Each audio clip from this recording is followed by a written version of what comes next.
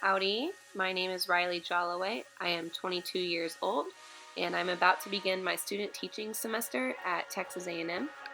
I am the second oldest out of 4 siblings, and I think having an older brother definitely made me more competitive throughout life because I felt like I wanted to be better than him at school and sports. And then I have 2 younger siblings as well who have caused me to be more nurturing and loving, I feel, because I wanted to be the good big sister to them growing up. I grew up in the small town of Burke-Burnett, Texas, and went to this high school where everyone knew each other, and because of this, I feel like the idea of community was very much instilled in me. I grew up in a white middle-class family, and so did most of my peers, so because of this, I feel that I didn't often consider what it would be like to be another race or be another social class. I feel that my culture calls for a lot more equality among genders than most cultures do, so I never felt inhibited by the fact that I was a girl. I feel like it actually made me a little more confident when I was encouraged to do sports teams or social organizations, or participated and lead community service events. Since it is common within my culture for females to play sports, I dedicated a large amount of my childhood and teenagehood playing soccer. I'd have to say playing soccer made me more competitive and more aggressive than the average person, and those are qualities I've definitely tried to tone down since high school, and I was able to recognize that about myself when I got to college. Being on a soccer team with these girls definitely took my experience with friendship to a whole new level. We learned to trust each other on and off the field.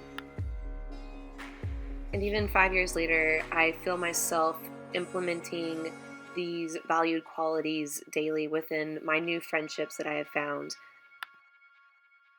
One experience that I've had, which I feel like separates me from most of my peers, is that I lost my dad when I was 17 years old. He was in the hospital for the majority of the time that I was going through high school, and so my mom was there with him, and I didn't have my parents at home really to help form my ideas about the world during that period of my life. I believe this has caused me to become a very independent thinker when developing my own views and ideas and beliefs, as well as experience a whole new level of empathy with people who have gone through major life adversities such as this. Growing up in a middle-class family, I was expected to go to college, and so I chose to go to Texas A&M University because that's where both my parents went. And here began my more diverse cultural experiences. My junior year here at Texas A&M, I had the opportunity to teach abroad in Castiglione Fiorentino, Italy, with 29 other Aggie teachers. These were the first ELL students I'd ever worked with, so it was a huge learning experience. What impacted me the most about the program was that we put on a bilingual musical with the students, and having that one-on-one time with them to work on their lines and for them to teach us our Italian lines was so impacting. My second teaching abroad experience was this summer, where I got to teach in Valinhos, Brazil for 7 weeks. And while doing this, I got to live with an actual Brazilian family, so I was completely immersed within the daily lifestyle of the Brazilians.